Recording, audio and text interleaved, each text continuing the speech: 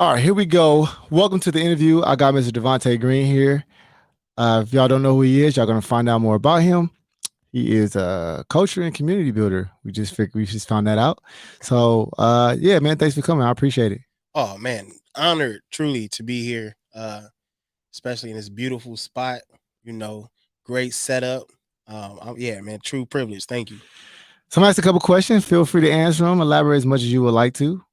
You are a family man, and not only you're a family man, you're balancing being a husband, also being an entrepreneur to a degree, also being a working professional, and about to have a new arrival on the way. The question is, I don't like to ask about balance. I ask more so when I ask about managing. I don't think there's balance. I think there's more managing. How do you manage being a professional, being an entrepreneur, also being a father and a husband, and preparing to bring on a new life into this world? Yeah, man. I often thought about balance, or not that you asked about balance, right? But I've also thought about balance in the past. Like, oh, how do you balance it all? How do you balance your ambition with being a family person, and trying to also hold down a fort and bring in income. And I recently recognized that it's not about balance, it's about alignment. And alignment for me looks like who I am as a person, culture, community builder. What I do for work is also aligned with that. What I do for work allows me to be my full self, right? Who I am in the community is aligned with who I am in the household. So there's not like a well, that's for a lot of people, it might not be in alignment. I've gone through some real heartbreaking, uncertain moments to get the alignment right. Imagine, like, having to break something just so you can put it back together the right way. I've done that with my career. I've done that with relationships in the past. I've done that in these different facets of my life because I knew that something was off. So uh, right now, balance looks like alignment. What I offer to the world just by being Davonte Green is good enough to bring in money. It's good enough to raise a family. It's good enough to be a solid husband. It's good enough to do those things. The problem that I found in the past was misalignment and trying to find a way to be these different people that's required for these different spaces, which didn't seem sustainable to me. So that's my response. What would you say in the last year was your greatest challenge? And just this year alone, just this last 12 months from where we're ending 2022, going into 2023. So it's a good time to reflect on the year. Mm, And what would you say from January to now, almost December, has been your greatest challenge in this 12 months? man, this is forcing me to look at the year. Man, greatest challenge. Or one of them. Let's say one of them. I know it's probably many. Now you got to, but one of your greatest challenges that you feel like you've had within 2022. I think having to mature has been the greatest challenge. I'm 33 right now, and I don't know if it's an age thing or just where I am in my life and my business. And like you said, but I have a son, and my daughter's 13. And, I'm been married for over a year, and all these things in terms of like manhood are right in front of me, and it's caused me to look at a lot of bad habits that I may have had, a lot of unhealthy attachments I've had to certain things, like my business, and allowing my business to have such an influence on how I felt. So if business is good, I'm feeling good. If business is bad, I'm feeling bad. And because of the role that I play in life, in work, in my community, in my family, I can't afford to hitch my emotional connection to what I do for work. And it's been a hell of a roller coaster. There's been some down moments where I would be feeling like, damn, what am I doing? Do I know what I'm doing? I must not be doing something right. And I recognize that that's not healthy. And to mature, I need to understand how to stay present, understand how to have positively reaffirming thoughts, and detach my self-worth from anything that I'm actually doing and bringing who I am to those roles. And that's actual journey. It's been a challenge because it causes it requires that I stay reminding myself of not going down certain thinking patterns. So the biggest challenge for me is actually been maturing mentally and emotionally, and sitting with myself in that way. What would you say in the past year from January to now in December has been one of your biggest wins? As we reflect on the challenges, what would you say have been one of your biggest wins? Oh man, I've been popping though. You know what I'm saying? I've been popping though like Papa knows. No, and when I say popping, not from a perspective of like Instagram popping or getting, a whole lot of recognition for certain things, but popping in the sense of I've been planting seeds for years that are starting to sprout. And I've been putting myself in positions so that one day I can, make certain plays. And this year they've been playing out. So this summer we did a Black Mental Wealth Summit, which was great. Where we had and I say we, the Giants, Den, where we had a panel of Black mental health professionals, therapists talking about the importance of mental health in our community. From booking the space to making sure that the speakers are there and our look and feel was good, and we had attendance and the food was right, and tickets were gone, and we had vendors there. Like I was able to see the important role that I played in making all of that happen. So that was great, and that actually has led to us being able to move into working with community college organizations, and even like K through 12 school districts. Um, so that was a win. And just to connect that, I knew that doing the Black Mental Wealth Summit and capturing the content in a certain way, telling a certain narrative, I can leverage that to then get to tell the story that would allow us to work in these community colleges and these organizations. So yeah, that's the biggest win, seeing the fruits of your strategic labor. The strategy that I thought was a plan. I thought it was a good plan when I came up with it, but you don't know until it unfolds. And right, this year has been unfolding something beautiful, and now we're able to make an impact. And I say me specifically, I'm able to make an impact the way I want to. I'm able to bring my full self to these different organizations that represent people who look like me, younger me's. I came up with housing insecurity. I came up where both my parents were street entrepreneurs, um, and education wasn't a huge focus. So to look back on my journey and see how I had to piece certain things together to navigate and stay safe and be able to provide for me and my family. Now I'm able to take those learnings through the Giants Den, but also through as a facilitator, and impact young people who might be on those journeys, or people who might, just need to hear a certain bit of information. So that's the biggest one for me. Kind of like, I guess, with Drake, I use a Drake line. He had said, it's real when you are who you think you are. So I just been able to see myself becoming more the person I've actually been planning to one day be. So that's the biggest win for me. You mentioned the Giants Den, and some people know what it is. People don't know what it is, but I think for some people, when they see this, it's a good opportunity for you to explain or express what the Giants Den is, if you don't mind sharing that with people who are going to view this or see it on Instagram or YouTube, wherever they watch it. Yeah. So the Giants Den is a leadership network and coaching group of inspired Black men. And we've been around since 2019. Started because of a lot of what I was just sharing, right? Like, I am the first in my family to do a lot, including graduate high school. We talk about like being a first generation college student. What does it mean to be a first generation high school graduate? You know, somebody who chose a different route. I found myself navigating, a lot of the traps that have been set for young Black men coming from the inner cities of our country, specifically in LA. And when it comes to, I've been in the court systems, former felon, had to work through that. I had a daughter when I was 20 years old. So young parent. Two of my best friends were shot and murdered. A night, all these things that, were normal to me coming up, and I heard them. And that felt like normalcy, right? People having kids young, people getting killed by in gang violence. But I was also able to navigate professionally to some pretty prestigious positions. So I've been the director of recruitment for one of the largest nonprofits in the country, right? I've been able to speak on some of the biggest stages and bump elbows with some amazing people, and I wasn't prepared for those spaces, yo.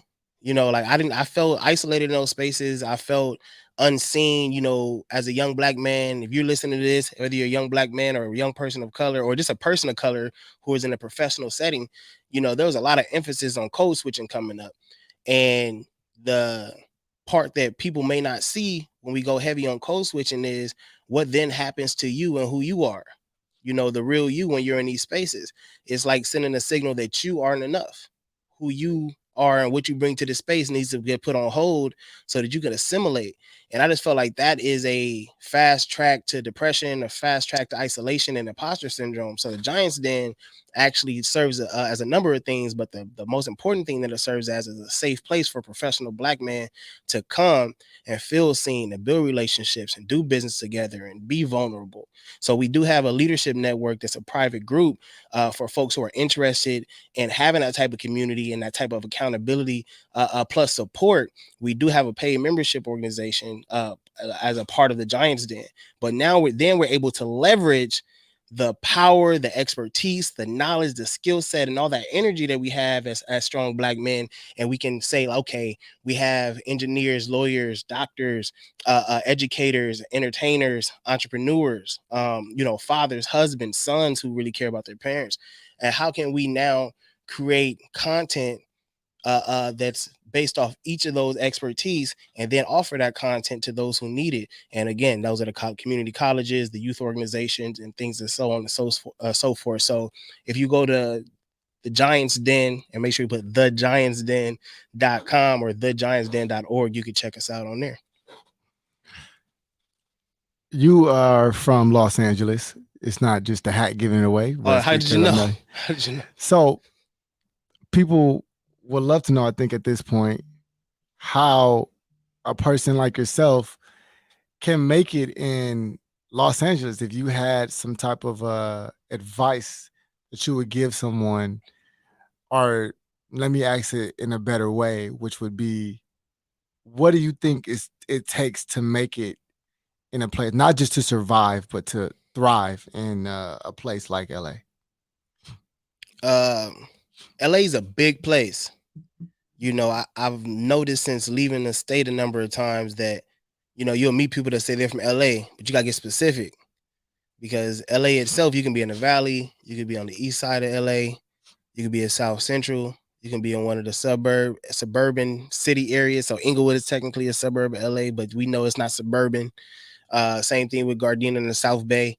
So for me, because like I said, I had housing insecurity coming up. I lived everywhere, from the 10 freeway south.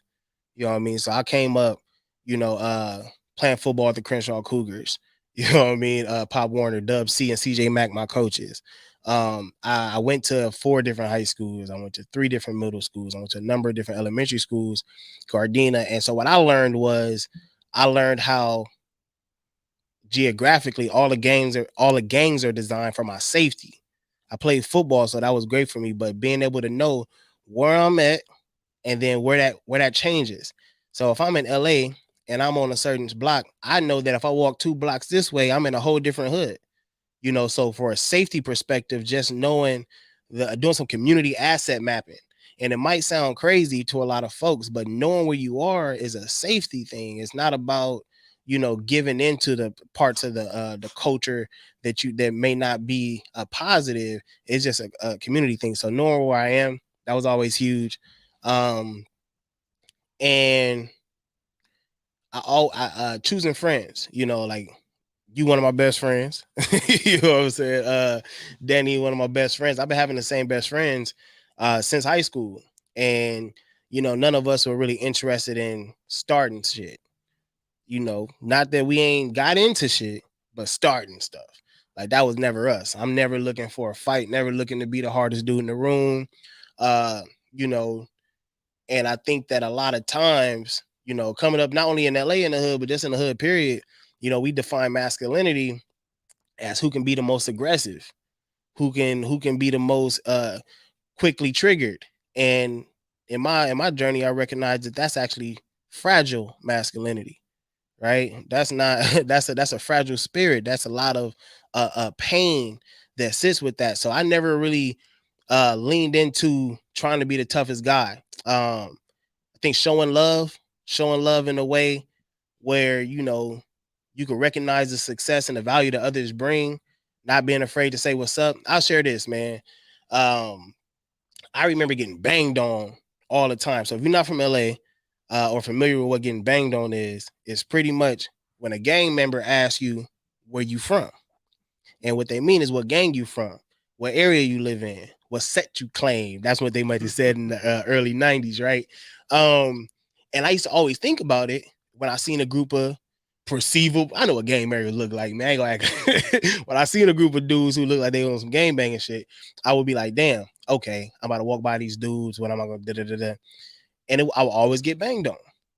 The moment I changed my mind, though, I remember walking. I was in Inglewood walking, and seeing a group of dudes, and I was like, I'm just gonna say what's up. Like a regular what's up, like I would say to a neighbor, like I would say to just a group of people who didn't look like they was on something. And be confident in that. So I walk by, and before they said anything, they look at me mugging. I'm like, how y'all doing, man? That's it. How y'all doing? And I recognized when I saw people and I acknowledged them, I was way better off.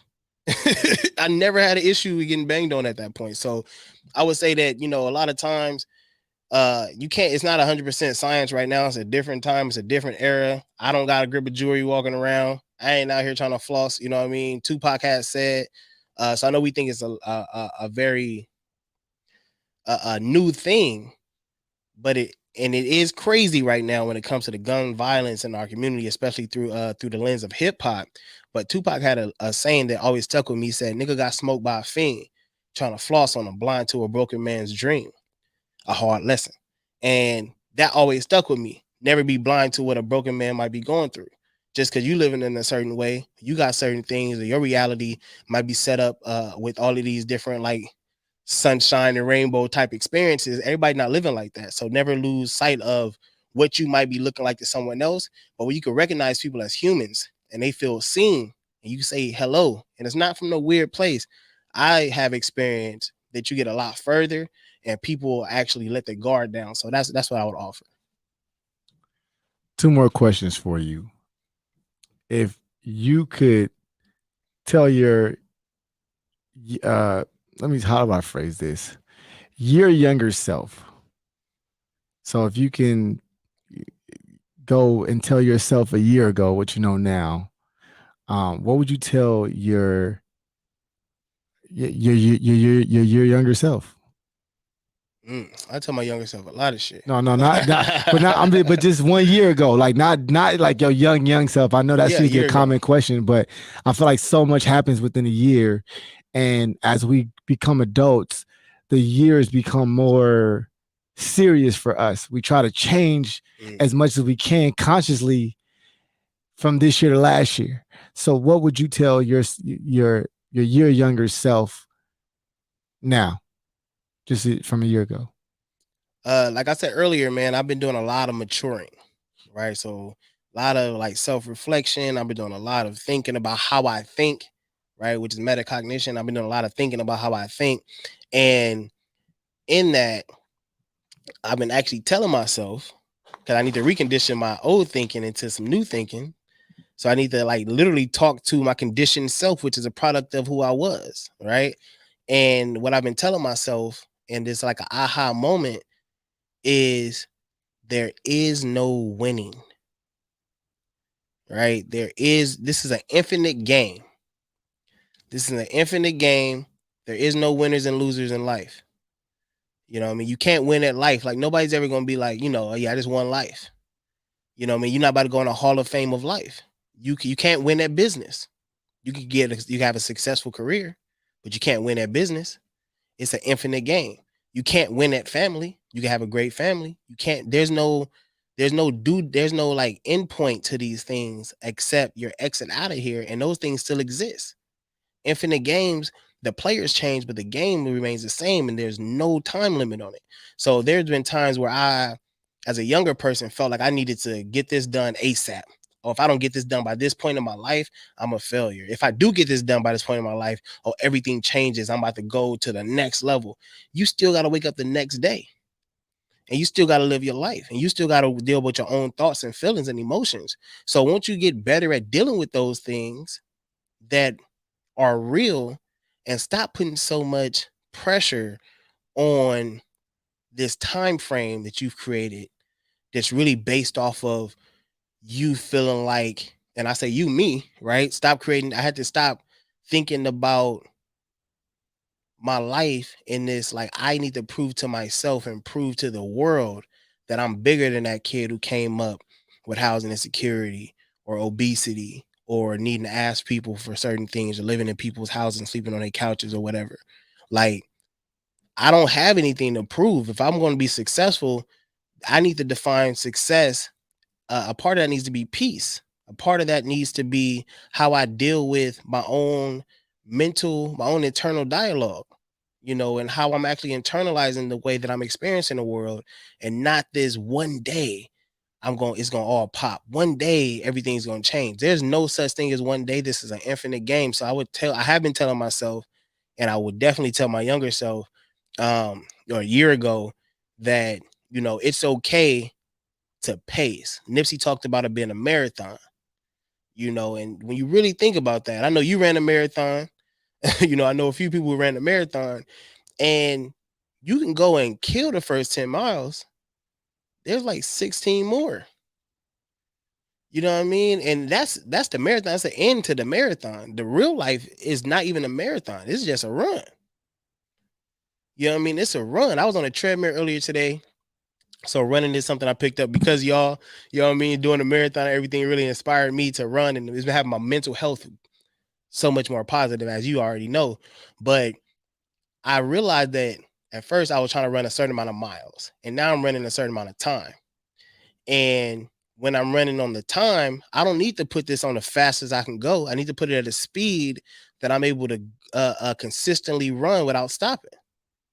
And by doing that, I'll be able to go faster and faster and faster. But I can't go from and try to do this thing on 8.0.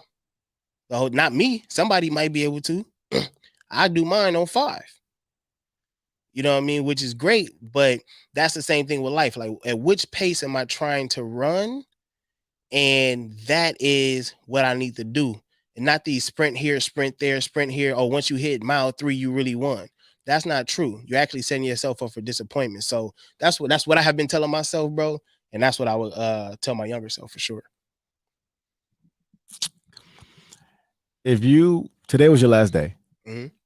and you had to leave some last words for some people, and I'm gonna go down a short list. You can put them all together if you want, or if you have something separately to say to each person, that's fine. Hmm. But I will ask. Let's start with your children. What would you say to your children? Oh man. For one, I love you. And I have a 13-year-old daughter. Yeah, that's a deep question right here, man. Let's see. I got a 13-year-old daughter. We have a great relationship. I know that, for one, I love you. I love you. And you're powerful beyond measure. That you could do anything that you're willing to work for. You can have anything you're willing to work for. And nobody's your master, not even me. And if I am gone, this is my last day.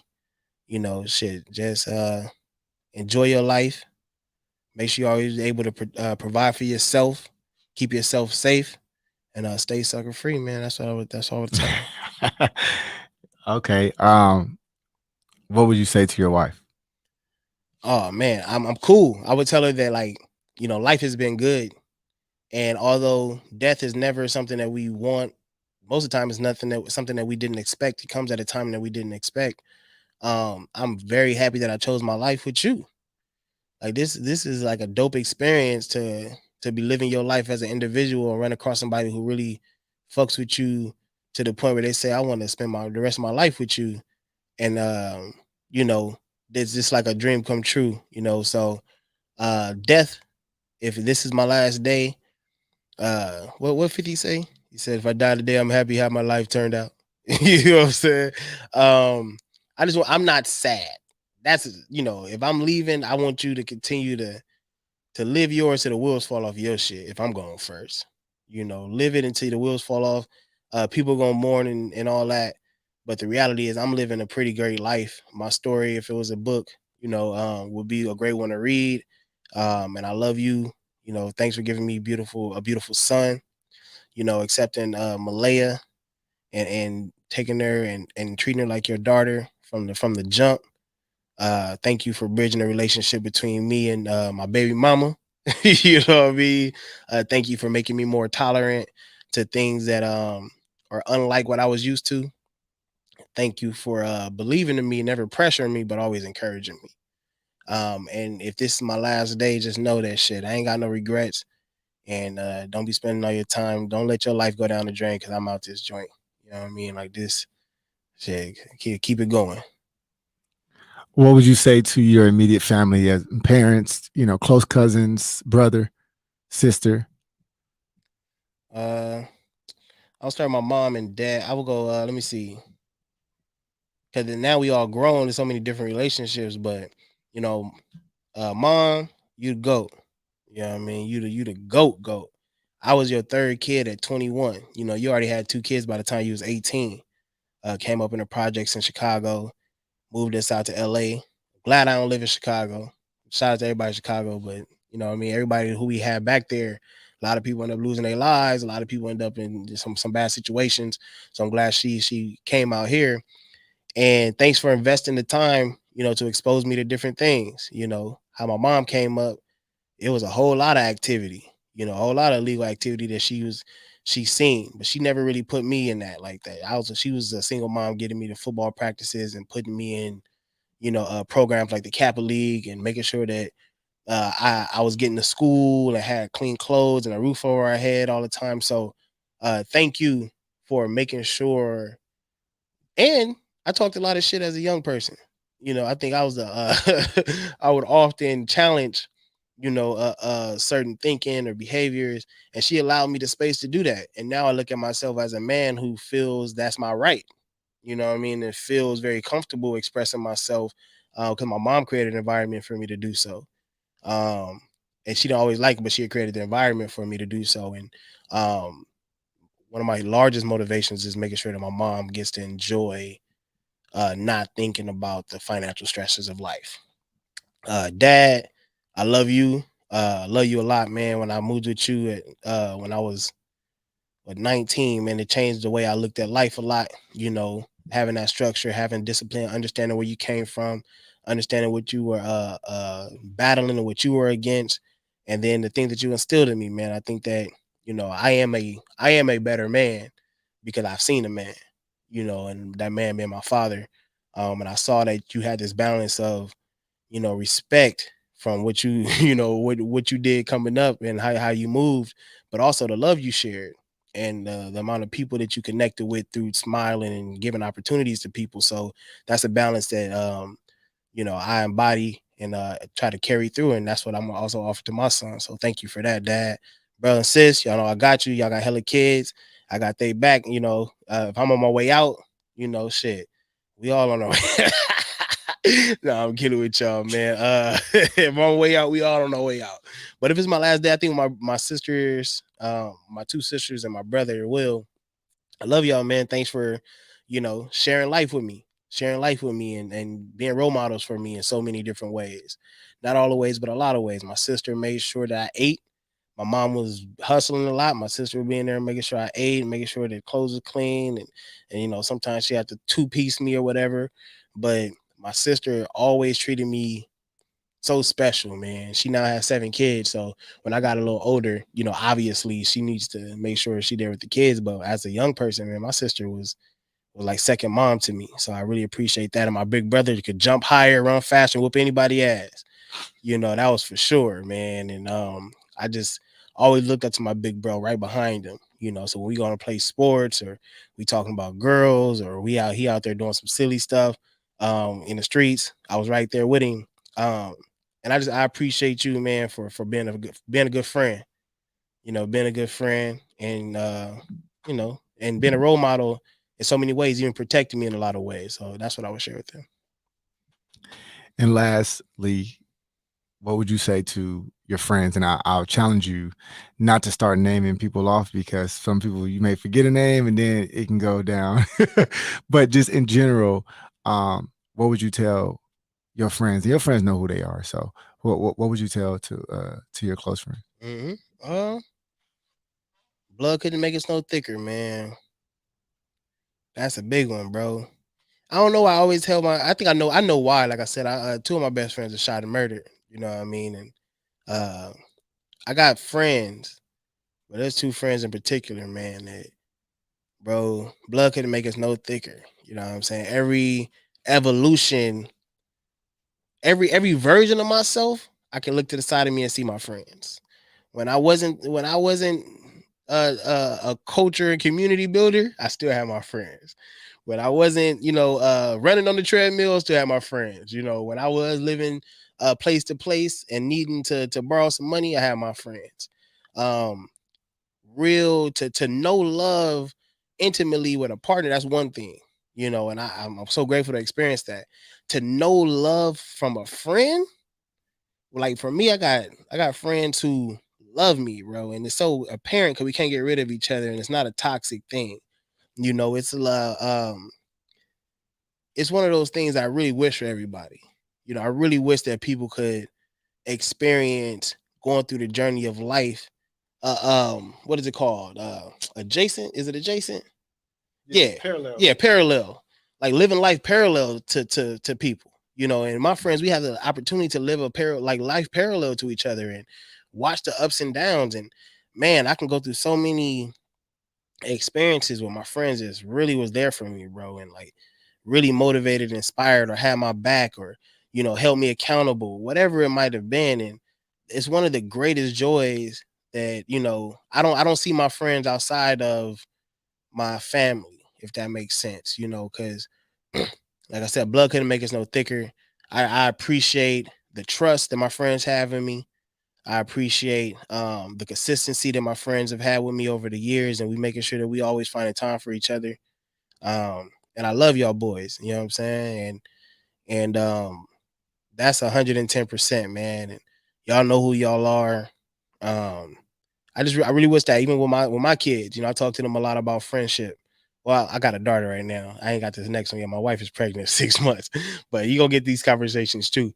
How to choose friends. I feel like I did a great job of choosing friends, and that's one of the things I'm gonna give my kids is the mindset of choosing positive relationships because they've done wonders for me. I'm living a pretty good life right now, and my friends are a big reason for that. So I want my kids to also find the value in friendship, and like I have. So that's what I would say. Awesome. All I have to say is I appreciate you being vulnerable with me on the interview. That's just kind of the name I'm calling it for now. The interview. We'll see how it goes. But thank you, man. I appreciate your time and I appreciate, like I said, your vulnerability. Of course, man. Thank y'all.